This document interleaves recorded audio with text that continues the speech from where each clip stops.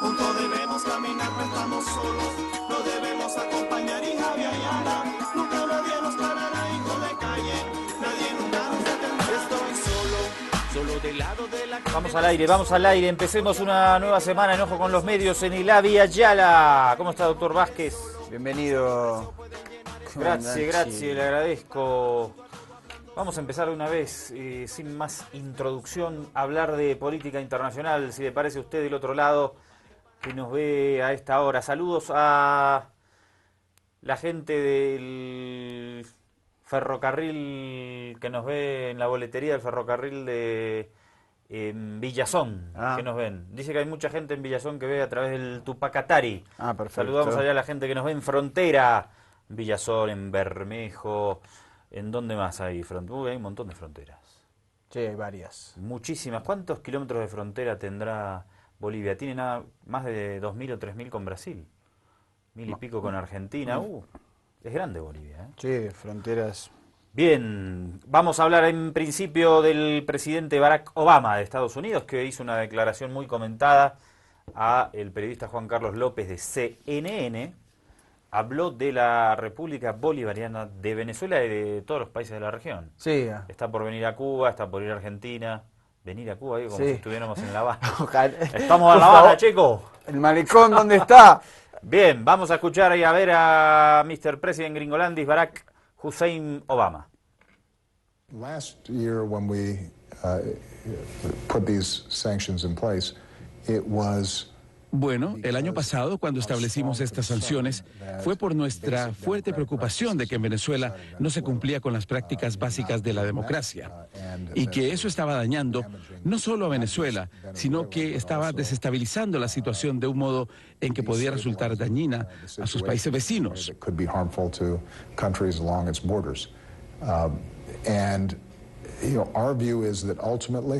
Hemos visto elecciones que llevaron adelante a la oposición en comicios menos restringidos de los que habíamos visto en el pasado, y nuestra esperanza es que Venezuela salga adelante.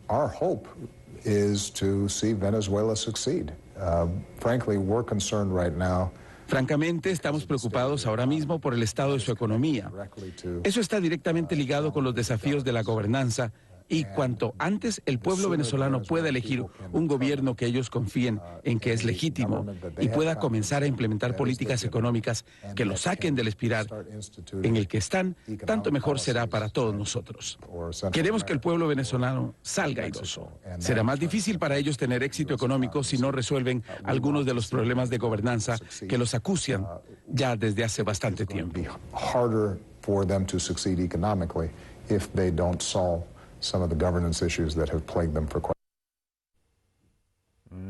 Ahí está el presidente Barack Obama pidiendo que haya la lectura política de elecciones anticipadas. Renuncia de elecciones anticipadas, la línea Gringolandis. Sí, que lo antes posible un gobierno que garantice la gobernanza, el gobierno, en ese país temerario, ¿no? Estados Unidos, que se jacta de sus procesos electorales así, con precisión alemana, ¿no? Vamos a ver ahora las marchas en Caracas contra el decreto Obama, porque la cuestión también es que sigue estando sobre la mesa que Venezuela es una amenaza para la seguridad nacional de Estados Unidos, con lo que esto implica nada más y nada menos que cuando la principal potencia te dice a vos como país, vos sos una amenaza para mi seguridad nacional. Esto tiene una implicancia muy grande a nivel político. Reporta Marco Salgado, corresponsal de Hispan TV en Venezuela. A ver. Caracas vio marchar de nuevo a miles y miles. Esta vez el chavismo ganó la calle para decirle no al presidente de los Estados Unidos, Barack Obama, quien renovó por un año el decreto que señala a Venezuela como amenaza para la seguridad de su país. De nuevo, como hace un año, estos miles se unieron en el rechazo. Hemos venido hoy acá para decirle a Obama que Venezuela se respeta, que Venezuela, la patria de Chávez, la patria de Bolívar, la patria de los héroes que liberaron América Latina, tiene un pueblo hoy con conciencia, un pueblo que está claro que solamente la libertad la vamos a obtener y la vamos a mantener en la calle, construyendo el socialismo del cual nos enamoró Hugo Chávez Frío y haciendo posible la construcción del Estado de las comunas. Nosotros creemos que esto es parte de la política sistemática de intervención que ha sostenido el gobierno de los Estados Unidos, la Casa Blanca y el Departamento de Estado desde los inicios mismos de la Revolución Bolivariana. Sabemos que esto no es un caso nuevo, sabemos toda la tradición intervencionista que tiene los gobiernos imperiales a través de acosando a gobiernos populares a lo largo de toda la historia. Una multitud que recorrió el centro de la ciudad de Caracas y llegó aquí, muy cerca del Palacio de Gobierno. Llegaron hasta esta tarima, dominada por una consigna en letras gigantes: aquí no se rinde nadie. Y este pueblo salió a la calle para decirle al mundo que nosotros vamos a hacer respetar la dignidad de nuestro pueblo, que con la vida estamos dispuestos a defender el legado de nuestro comandante eterno Hugo Chávez. El presidente Nicolás Maduro fue el encargado de cerrar la jornada de protesta. Recordó que Venezuela cuenta con un amplísimo apoyo internacional en su reclamo para que Obama derogue el decreto. No tiene razón Obama de haber ratificado ese decreto cuando se lo pidió todo el planeta Tierra que derogara el decreto. El mandatario venezolano recordó cómo Estados Unidos intervino en varios países soberanos durante los mandatos de Obama. El legado que va a quedar de Obama al final, no tengo ninguna duda, será lo que le hizo al pueblo de Libia, de Siria, de Ucrania, y lo que intentó hacerle al pueblo de Bolívar y de Chávez, mancillar nuestro honor y nuestra historia. El presidente Maduro aseguró que la renovación del decreto de Obama contra Venezuela es parte de una ofensiva imperial que incluyó en los últimos días la embestida contra el expresidente brasileño Lula da Silva y el asesinato en Honduras de la líder indígena Berta Cáceres. Marcos Salgado, Hispan TV, Caracas. Y a la par de esta manifestación en contra del decreto de Barack Obama, hubo una manifestación opositora que reclamó la renuncia de Nicolás Maduro. La oposición y el oficialismo salieron a las calles de Caracas este sábado con el fin de exigir la renuncia del presidente Nicolás Maduro. Miles de opuestos al gobierno chavista marcharon bajo la bandera de la Mesa de la Unidad, la cual activó 3 medios para salir del mandatario actual: referendo revocatorio, enmienda constitucional y las calles. El presidente de la Asamblea Nacional de mayoría opositora, Henry Ramos Alup, cerró el evento. Nuestro pobre país, a consecuencia de este gobierno fallido, se ha convertido simplemente en una pieza que mueven los cubanos a capricho para resolver sus propios problemas. Insiste en esa línea ultraderechista la oposición venezolana, en este caso a la cabeza de Henry Ramos Alup, presidente de la Asamblea, diciendo que el gobierno de Caracas es prácticamente títere de la Revolución Cubana, algo que no resiste el menor análisis, y que debería dejar de lado la oposición para avanzar dentro del espectro político en Caracas y en Venezuela en general. Pienso yo desde este lado, estos discursos tan ubicados a la ultraderecha no les sirven tanto, me da la impresión a mí. Pasamos a Continua Sound, a una declaración que ya es viejita, ni tanto, nos olvidamos rápido de las noticias. Pero en realidad pasó hace 5 meses, ¿no? Octubre de 2015, en la vorágine informativa de estos tiempos, en el Twitter, en el Facebook, ya es la prehistoria más o menos. Tenemos que trabajar porque no sea tan así, ¿no? Vamos a recordar a John Kelly, es el jefe del Comando Sur de Estados Unidos, quien también en su oportunidad se apareció en CNN a decir algunas cosas muy desagradables sobre Venezuela, teniendo en cuenta de quién vienen. Lo vemos y lo analizamos a la vuelta. Quiero preguntarle de Venezuela. El gobierno de ese país lo ha señalado a usted de querer desestabilizar, de tener planes para invadir, de tener una estrategia para que haya un cambio de gobierno. ¿Tiene esos planes? ¿Ha habido en algún momento alguna estrategia para intervenir militarmente en Venezuela, para cambiar ese gobierno? En una palabra, no. Paso algo así como 40 segundos al día pensando en Venezuela. Y todo es por una plegaria. Oro por su pueblo, están sufriendo terriblemente. Su economía está literalmente, me parece, en el punto de implosión. Estamos viendo una inflación de 200% este año. los productos básicos, los pañales, el papel higiénico, los alimentos, para decirlo menos, es escaso o no existe. La corrupción es rampante, sin duda el narcotráfico de Colombia a Venezuela y luego hacia el resto del mundo está creciendo también. Sin duda, yo creo que la solución de Venezuela está en las manos del pueblo venezolano, pero nada que yo pienso en términos de Venezuela, más que, como le digo, la breve oración en la mañana. Ahora, cualquier organización militar, si necesitáramos planear algo, la cosa que me mantiene despierto en la noche con respecto a Venezuela es si hay alguna crisis humanitaria importante, es decir, un colapso de la economía, al punto en que necesiten desesperadamente alimentos, agua y cosas como esas. Y entonces podríamos reaccionar a eso. Y lo haríamos solo si se nos pidiera. Y lo haríamos a través de las organizaciones como la ONU, la OEA o el Programa Mundial de Alimentos, la FAO. Pero casi no paso tiempo pensando en Venezuela. Esta declaración es buenísima, que deberíamos pasarla todos los días. Dice, le pregunta bien el Juan Carlos López, ¿no? ¿Tienen un plan para desestabilizar, para intervenir? No, no tenemos, dice, en una palabra. Solo me dedico 40 segundos a rezar por Venezuela, pero al final dice que si hay una crisis humanitaria deberían intervenir y sí lo harían. Sí. Y seguro que no tiene ningún plan hecho. Porque Estados Unidos no planifica nada. Dice, ay, nos vamos a invadir acá y vamos. No, y les vamos a llevar agua. Sí. Sí, un poquito. Aparte es gracioso, no le dedico más de 30 segundos solo para mi plegaria, pero lo que me mantiene despierto es si hay una crisis humanitaria en Venezuela. Bueno. Además que es un jefe militar. La situación de la economía venezolana, y ya lo hablamos acá, es muy delicada. Los ciudadanos de ese país no la están pasando bien por la situación de la economía. Esto es innegable. Ahora, ¿qué tiene que opinar un jefe militar de Estados Unidos sobre este tema? Este es el problema.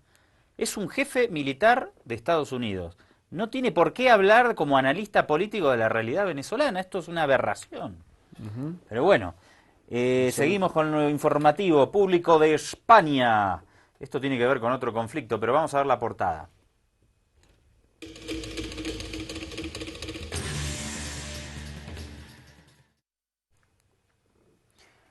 Interior, dice el público de España, o sea, el ministro del Interior, el ministerio, no ceja en su campaña y envía policías a Venezuela para investigar a Podemos.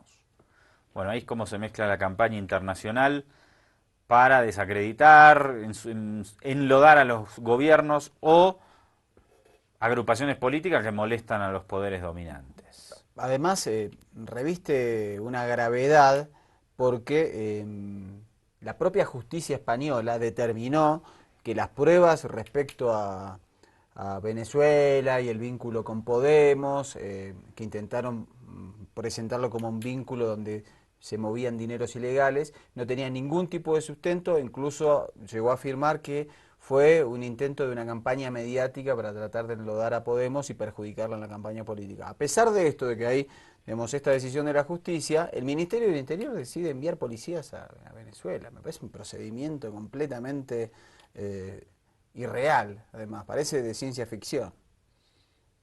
Bueno, vamos a hacer un corte. Mientras tanto, en España, ¿qué va a pasar?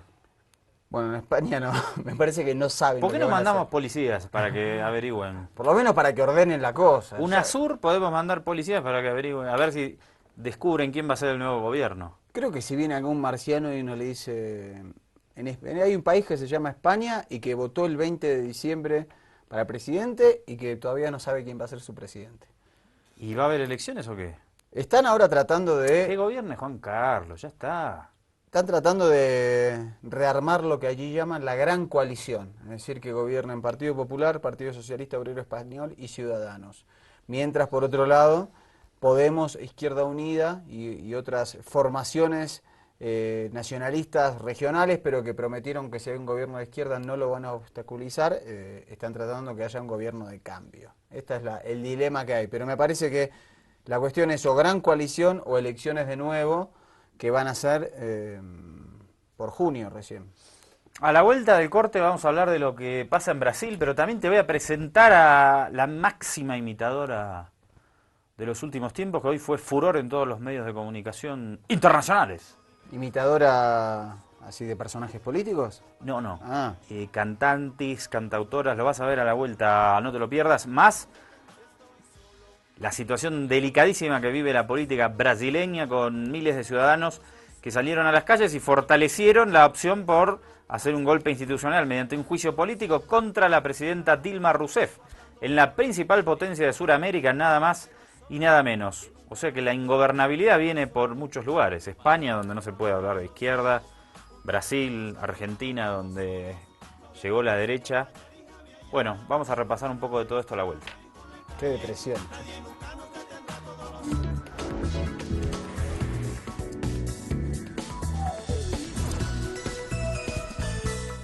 Todos los solos, juntos debemos caminar, no estamos solos, no debemos acompañar y Javier Ayala. Arrancamos el segundo bloque de Ojo con los Medios, con la presentación de Ariana Grande. Ariana Grande, qué nombre. Sí. A ver, vamos a ver cómo. Así es de una de las últimas cantantes Pero juveniles que ha hecho furor. Pero es Gringolandis. Sí, sí, sí. A ver, Ariana Grande en Gringolandis imita a los máximos exponentes de la música. Avanti. I can try.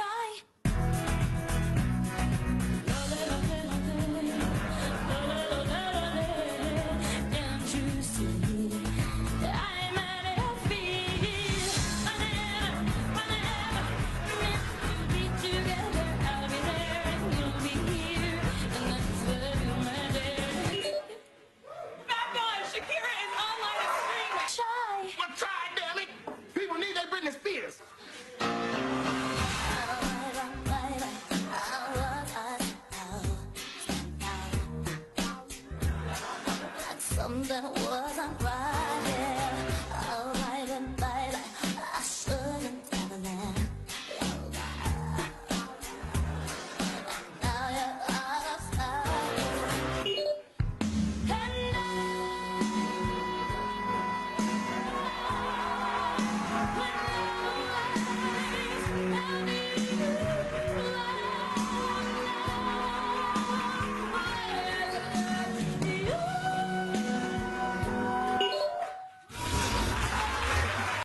Me gustaron a mí los de que estaban atrás bailando, con movimientos estrafalarios. ¿Qué es esto? Este es el programa Saturday Night Live, uno de los programas emblemáticos de la cadena estatal de Estados Unidos, de la NBC, que está hace décadas. Buenísima, la Whitney Houston, Britney Spears y Shakira en inglés. Shakira canta en inglés. Canta en inglés, Shakira, sí, sí. Igualito les imita. Muy bien, tiene un registro de voz que demuestra que... Bueno, esto lo pusimos porque dio vueltas hoy por todos los medios en todo lado y me gustó a mí en lo particular la versatilidad de esa voz. Vamos a hablar ahora de Brasil, per favore, temas más serios. ¿Qué va a pasar en Brasil con Dilma Rousseff? Hubo movilizaciones, ya las viste las de Venezuela el sábado de la oposición, en un reporte de AFP, y el domingo le tocó a la República Federativa do Brasil. ¿Cuánta gente hubo en las calles de Brasil? Algunos dicen decenas de miles.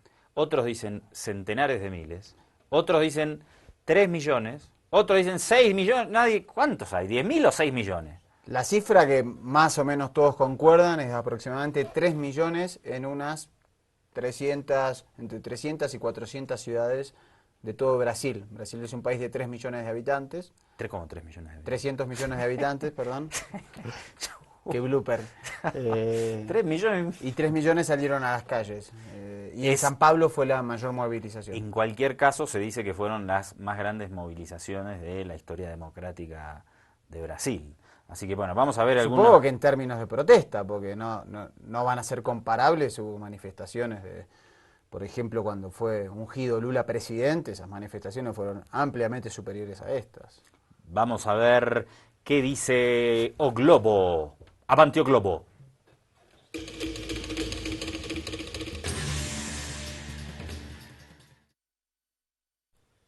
Brasil vai às ruas contra Dilma e Lula e a favor de Moro.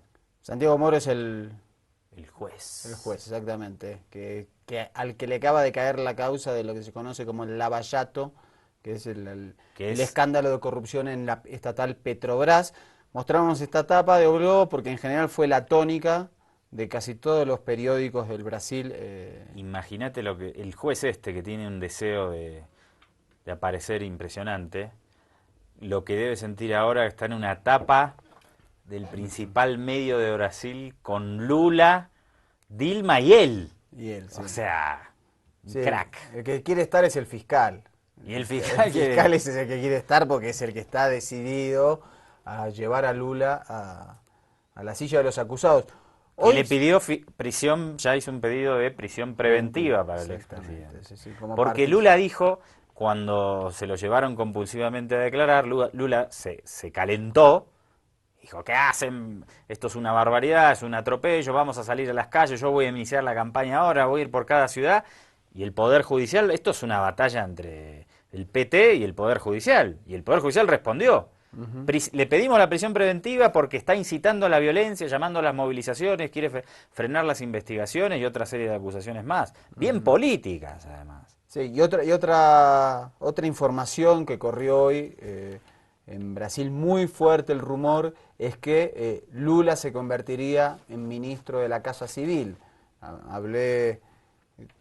Chateé con un compañero de la CUT de Brasil y me dijo que los rumores realmente son fuertes y parece que efectivamente esta semana se puede concretar el mismo. Sería Decían también otra jugada pesada. Que Lula se podría convertir en una especie de superministro. Claro. Bueno, ahí hay varios que pueden... Es en general, ahí está como el ministerio, hay un ministerio de la presidencia, como una Secretaría General que se supone que ese lugar ocuparía, ¿no? Porque igual yo creo que si a Lula le dan, digamos, cualquier puesto en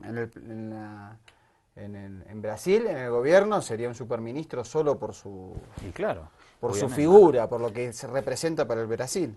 Sin embargo, miles de brasileños salieron a las calles para repudiar y pedir la renuncia de la presidenta. Fíjate las imágenes de la Agencia Francesa de Prensa. En Sao Paulo, 1.400.000 brasileños llenaron la famosa Avenida Paulista este domingo. Exigen la destitución de la presidenta Dilma Rousseff y expresan su descontento por la recesión económica y los escándalos de corrupción que salpican a altos dirigentes del país. 400 ciudades de Brasil alzaron su voz en esta protesta que por primera vez es apoyada públicamente por partidos de la oposición. Tenemos que empezar el cambio. Ya son 10 años que tenemos en esta horrible situación. Puede que tome tiempo, pero necesitamos hacer algo. Nosotros tenemos que iniciar el cambio. Sao Paulo, la capital económica e industrial de Brasil, fue donde más manifestantes se aglomeraron. Estoy aquí junto a toda mi familia por un mejor país y para decir basta a todos estos ladrones que están en el gobierno brasileño. La popularidad de Rousseff se vio afectada ante la reciente investigación que realizan a su mentor y expresidente Luis Inácio Lula da Silva, acusado de corrupción y con pedido de prisión preventiva por supuesto ocultamiento de bienes. En apoyo al creador del Partido de los Trabajadores, aproximadamente 300 personas se reunieron al frente de su casa este mismo domingo.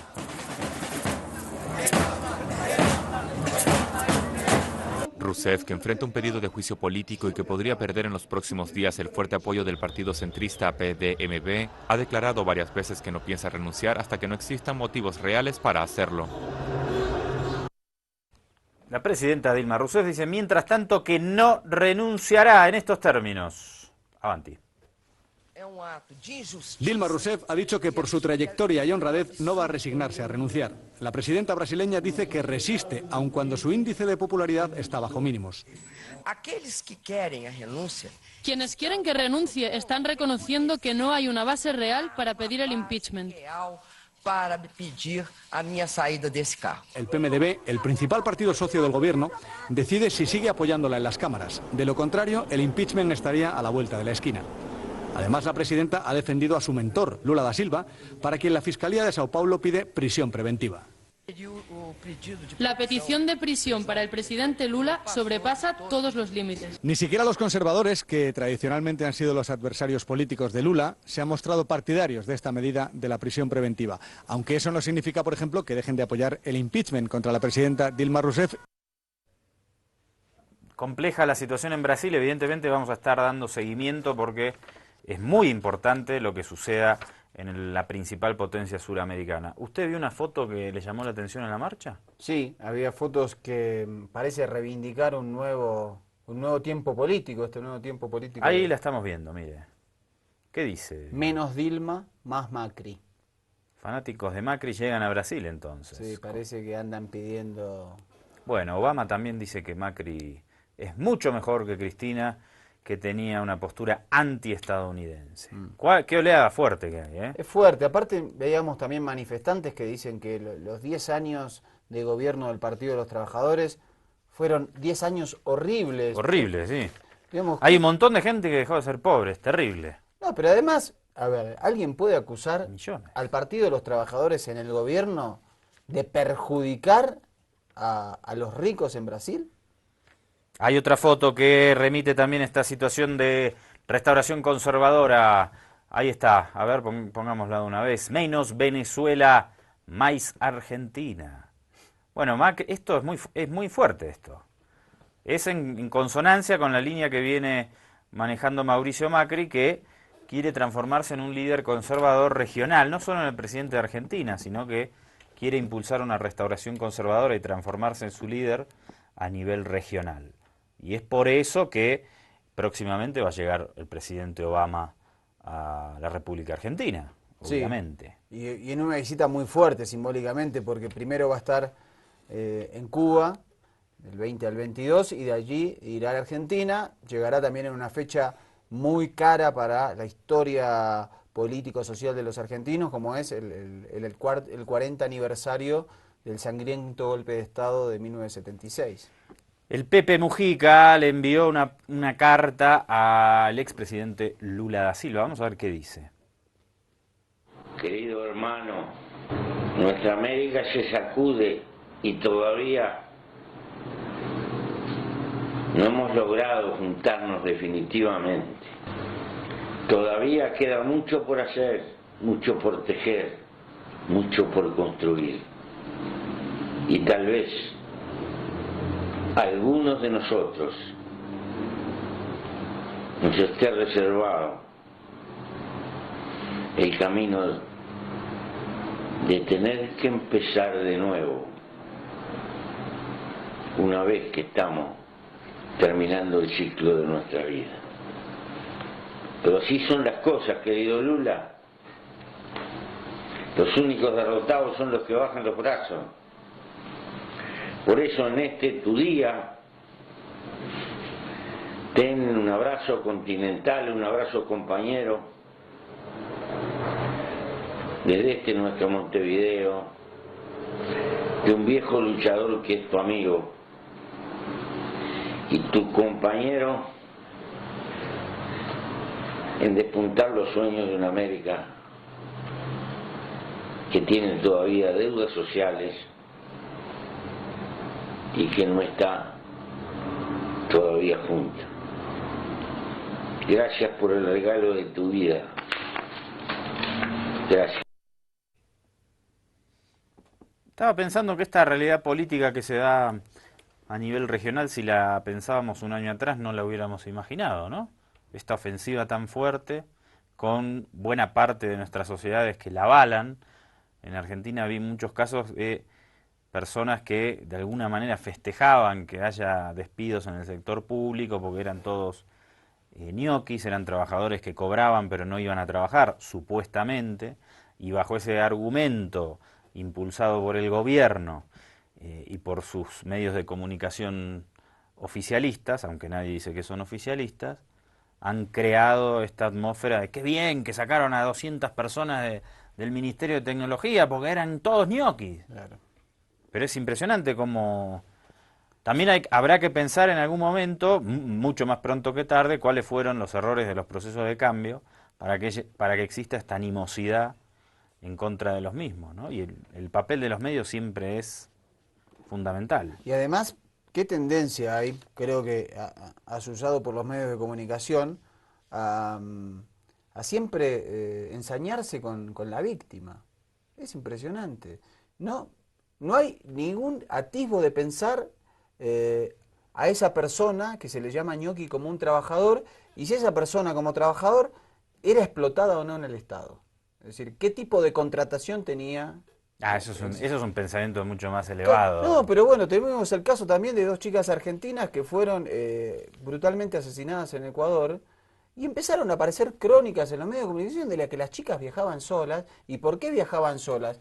Por favor, son las víctimas, no viajaban solas, primero no. Y si alguna chica quiere viajar sola, tiene su derecho. El problema está en el otro, en el que comete un delito, en el que intenta violar a una mujer, en el que intenta ingresarla en un circuito de trata. Bueno, pero no se pone el acento en las personas que cometen el delito, sino en las víctimas. Mañana vamos a hacer un repaso de algunas cosas que suceden en Argentina, porque también hay un ambiente de mucha crispación, de mucha violencia simbólica desde los medios de comunicación hacia diferentes sectores sociales. Y el resultado de esta estigmatización a través de las redes y los medios, tiene resultados sangrientos en muchas veces. Mañana vamos a estar haciendo un repaso de eso porque son situaciones realmente muy delicadas. Mientras tanto nos vamos a quedar un rato más en Brasil, donde también los medios han impulsado desde antes, desde que Lula empezó a ser un líder con capacidad presidenciable, pero desde que llega al gobierno mucho más, una animosidad en contra de su administración y de la de Dilma Rousseff. Claro, cuando ahora la economía está mal, esto tiene una llegada mucho mayor. A este tema de Brasil le dedica un buen espacio el programa de los días sábados en la televisión pública argentina, Visión 7 Internacional, a la situación judicial y económica del Brasil. Pasamos a verlo ahora. La investigación abierta hace 2 años por manejos ilegales en la estatal Petrobras se ha convertido en una imparable bola de nieve que amenaza la gobernabilidad misma de Brasil. El escándalo que afectó a una de las empresas más grandes de América Latina dejó al descubierto una trama de complicidades y sobornos que implicó a medio centenar de políticos y que en los últimos días llegó a su punto crucial al poner en jaque a la figura del expresidente Lula da Silva, una de las más convocantes del país. El operativo realizado por la Policía Federal para llevar a declarar por la fuerza pública al exmandatario generó críticas en todo el país y no fueron pocas las voces que hablaban de una operación política de la oposición y una condena mediática sin pruebas reales. Hasta aquí, lo que se comprobó es que Petrobras licitaba obras con sobreprecios que beneficiaban a constructoras sobre la política compra nacional implementada por Rousseff cuando era ministra de Energía. De esos presupuestos, miles de millones de reales se desviaban en sobornos para empresarios y políticos. Luego, el dinero se blanqueaba a través de negocios paralelos o era transferido al exterior. La trama incluye a todo el arco parlamentario, pero sobre todo al PT y al Partido del Movimiento Democrático Brasileño, PMDB. Otros hechos aceleraron la investigación del juez federal Sergio Moro, como la detención del ex publicista de Dilma Rousseff, João Santana. A ello se suma el acuerdo al que llegó con la justicia otro de los implicados, el ex líder del PT en el Senado, Delcídio do Amaral, a cambio de recibir una pena más leve. El pasado martes, otra noticia volvió a poner en primera plana el escándalo. La justicia condenó a 19 años al empresario Marcelo Odebrecht, expresidente de la mayor empresa de ingeniería de Latinoamérica, beneficiario del manejo ilegal de fondos en Petrobras. La sentencia del juez Moro también incluyó a otros 3 ejecutivos de la constructora, 3 exdirectores de la petrolera y al dueño de casas de cambio, Alberto Youssef. Según el diario Folha de São Paulo, Odebrecht habría autorizado a los ejecutivos detenidos a que negocien acuerdos con la justicia e incluso él mismo estaría dispuesto a colaborar para obtener una reducción de su pena. En este escenario, la comparencia de Lula ante las autoridades generó opiniones encontradas. La oposición agitó nuevas banderas para castigar al gobierno de Rousseff, mientras el oficialismo convocaba a los movimientos sociales para defender a Lula, denunciando una escalada golpista. También generó críticas la manera en que se obligó a comparecer a Lula conducido por la fuerza pública, teniendo en cuenta que se trata de una figura emblemática de la democracia brasileña, que hasta aquí no había sido alcanzada por las denuncias que atraviesan a la dirigencia. En medio de ese convulsionado escenario, tampoco es sencilla la posición de la actual presidenta. Sobre Dilma Rousseff pesa un pedido de juicio político en la Cámara de Diputados, detenido desde finales del año pasado por el receso parlamentario. Atenta a ello, la presidenta reaccionó a la embestida contra Lula y acusó a la oposición de querer dividir a Brasil con una lucha política que perjudica a la población y la economía. Justamente, la situación económica es hoy uno de los principales desafíos. En 2015, el PBI registró una caída del 3,8%, el peor resultado desde 1996. Más de 1,5 millones de trabajadores fueron despedidos y las empresas recortaron sus planes de inversión. El 2016 no presenta un panorama más alentador para el gigante latinoamericano, con una caída del 3,45% del PBI. Todo un desafío para una clase política hackeada que ahora no solo tendrá que rendir cuentas ante quienes la votaron, sino también intentar demostrar su inocencia ante la justicia.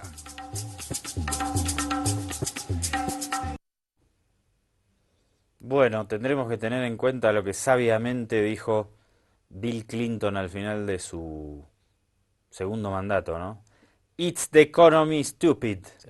Sí, sí, y que fue el lema de campaña, además. Se utilizó muy fuerte porque...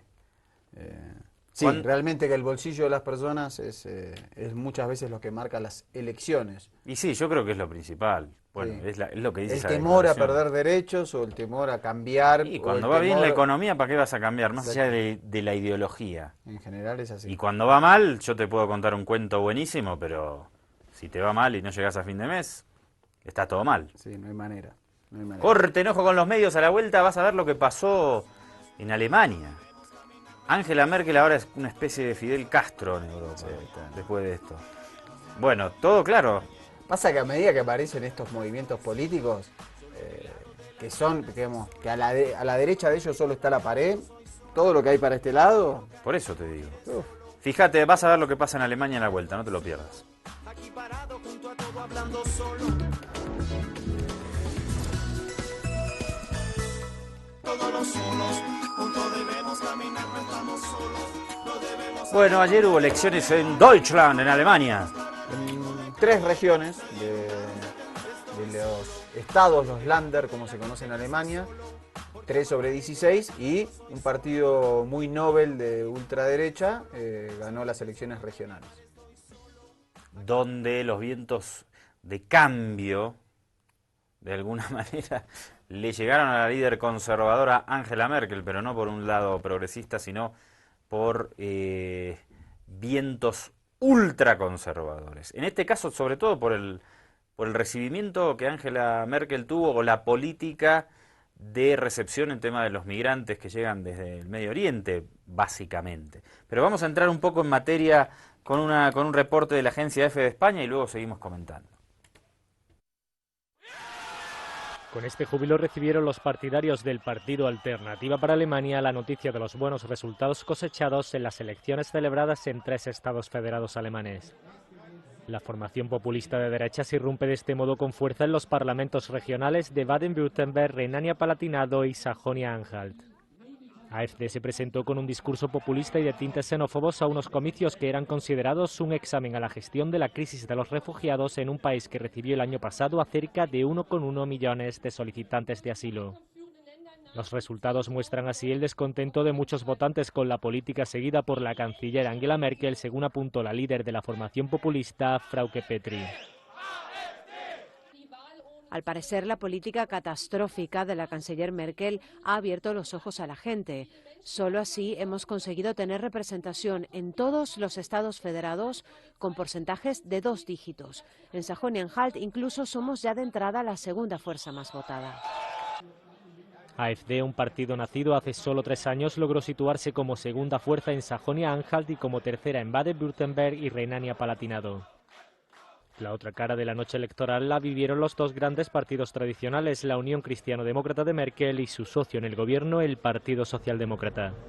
Mientras la CDU perdió peso en los 3 estados, la debacle del SPD fue aún mayor al verse superado por el AfD en 2 de ellos. Bueno, avance de la ultraderecha en Europa lo venimos hace rato poniendo en escena hace mucho tiempo. Y se va consolidando en algunos países. En otros avanzan también fuerzas progresistas, es compleja, no es idéntica en todo el continente europeo. Sí, los partidos más tradicionales en Alemania se vieron detrás de la línea de estos partidos. En este caso el AfD es nuevo, tiene unos 3 años.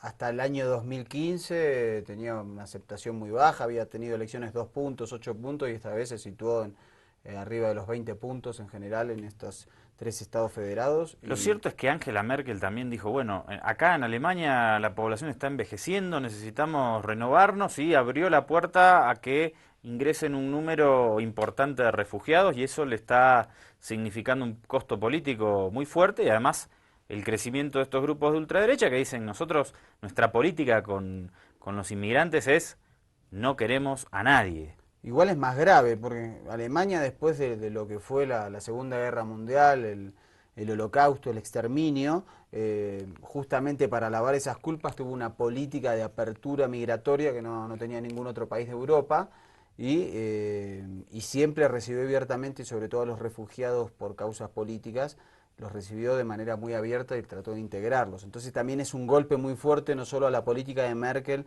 en relación también a recibir a migrantes sirios, sobre todo por la guerra allí, sino también recibir a muchos refugiados. Entonces esa política también es la que se está poniendo en duda, eso es lo grave. El siguiente reporte, de la Deutsche Welle, la cadena estatal de Alemania, nos reporta sobre la islamofobia, o sea, el rechazo a la gente que practica la religión musulmana y que llega refugiada o como inmigrantes escapando de la guerra a Alemania en la ciudad de Dresde. A ver. La plaza Theaterplatz, frente a la Ópera Estatal de Dresde. A fines del año pasado, este lugar se convirtió en un símbolo de la islamofobia. Ahora solo se ven turistas. Pero cada lunes por la noche, aquí se reúnen los partidarios del movimiento Pegida para preocupación de los musulmanes locales. Los lunes tengo miedo de salir a la calle. Muchos amigos me recomiendan quedarme en casa debido a las manifestaciones. Me parece una lástima. Hace 3 años, Hussam estudiaba medicina en Siria, pero tuvo que interrumpir a causa del conflicto. Tras aplicar en universidades de todo el mundo, consiguió una plaza en la renombrada Universidad Técnica de Dresde. La universidad tiene una clara posición contra el racismo y la xenofobia. Víctor, un compañero de estudios de Hussam, se opone al movimiento Pegida y tiene miedo por su amigo. Está demostrado que los lunes, tras las protestas de Pegida, aumentan los actos de vandalismo contra los hogares de refugiados. Mi prometida usa un pañuelo islámico. Tengo miedo de lo que podría pasarle si viniera a estudiar aquí. ¿Cómo reaccionaría? Los pañuelos generan comentarios estúpidos. Afortunadamente, Hussam nunca fue atacado. Opone una sonrisa a las miradas desaprobatorias.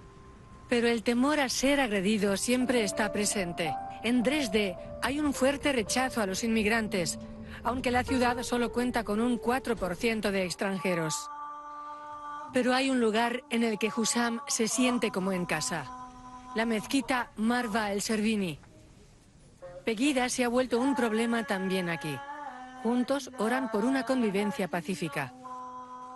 Más tarde, Hussam se encuentra con algunos amigos musulmanes. Ellos dicen que durante el año pasado aumentó el racismo cotidiano. Quieren luchar por una sociedad más tolerante y están pensando en manifestarse contra Pegida. Queremos ayudar a reducir el miedo entre los estudiantes musulmanes aquí en Dresde. Debemos mantenernos juntos y no sentir miedo ante Pegida. No es admisible que las personas sean insultadas a causa de su origen. Todas las personas tienen derecho a una vida digna, donde quiera que estén. Este lunes, Hussam volverá a quedarse en casa. Sus padres están preocupados y preferirían que se mudase a otra ciudad. Pero Hussam no se deja intimidar. Se quedará aquí. Bueno, es una situación en la que hay que prestarle muchísima atención. Son cientos de miles. Sí, aparte es un fenómeno nuevo el de Pegida, que es un acrónimo de Ciudadanos Europeos contra la islamización de Europa, exactamente. Se le hizo una laguna, perdón. Y se iniciaron en fines de 2014 y sus marchas son cada vez más multitudinarias y la realizan todos los lunes. Aquí, en primera persona, observamos el efecto de esto, ¿no? Y la gente que vota a organizaciones políticas que tienen ideologías afines crece de manera alarmante. Y no solo Alemania, ¿qué pasa en Dinamarca? Un caso que nos llamó la atención de Dinamarca. Sí, quizás una demostración también de la intolerancia estatal. Dinamarca fue uno de los países que incluso publicó avisos en países como Líbano y Medio Oriente, tratando de frenar a los ciudadanos de esos países para que no vayan a Dinamarca, diciéndole acá no hay lugar para ustedes. Y bueno, alguien que ayudó a refugiados sirios a poder llegar a un destino mejor, bueno, le pasa esto, parece que no gusta la solidaridad en algunos lugares. Euronews.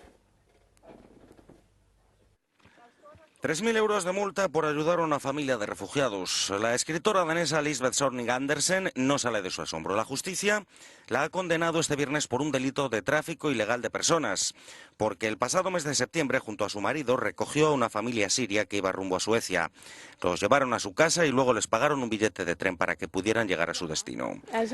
Estoy furiosa, reconocía Andersen este viernes, y me parece injusto porque no hemos hecho nada, ni siquiera les pudimos ayudar como nos hubiera gustado. No creo que deba pedir disculpas, hay mucha gente que hace mucho más para ayudarles, no veo el problema. Andersen y su marido recogieron a los refugiados en Rodjaven, sin saber que incurrían en un delito por el hecho de que estos hubieran entrado en el país de forma irregular. Su caso no es el único. Entre septiembre y febrero, la justicia danesa ha imputado a 279 personas que hicieron lo mismo. Además de escritora, Andersen es una conocida activista que ha fundado y dirigido varias organizaciones de ayuda a la infancia.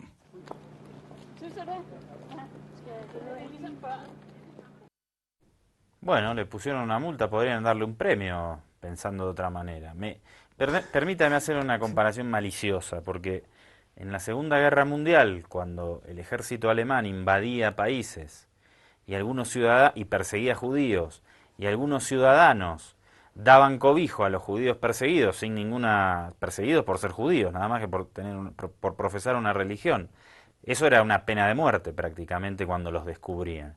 Hay muchas películas donde ves cómo ocultaban a los judíos perseguidos en los sótanos, etc. La lista de Schindler, la más famosa. La lista de Schindler, una de ellas. Ahora estamos obviamente en otro tiempo, en otra época. La humanidad ya aprendió, espero, de esas experiencias, pero cuando llegan personas que también molestan, por el solo hecho de buscar un mejor porvenir y huir a un conflicto armado, y una ciudadana les presta ayuda pagándole un pasaje, le ponen una multa. No, y aparte dicen porque es tráfico de personas y que están ayudando a personas que ingresaron ilegalmente. Es decir, volvemos a hablar lo que dijimos en el bloque anterior. Las víctimas se transforman en victimarios, son tratadas como si fueran culpables de algo. Y hoy lo que pasó en Macedonia también fue muy curioso. Hay muchos problemas migratorios. Macedonia ha cerrado las puertas. Detuvieron a unos 40 periodistas que cruzaron junto a los inmigrantes para hacer la cobertura de esa situación. ¿Por qué? Porque entraron ilegalmente al país. Momento de retirarnos por ahora, hasta mañana, porque aspiramos a que a las 9 de la noche, usted que está del otro lado, elija una vez más sintonizar Avia Yala y Ojo con los Medios, ¿o no? Por favor, comandante. Dale, que de eso vivimos, de que usted nos sintonice del otro lado. Un abrazo grande, cuídense. Moriré solo, si a mi precio pueden llenar, estoy solo, aquí parado junto a...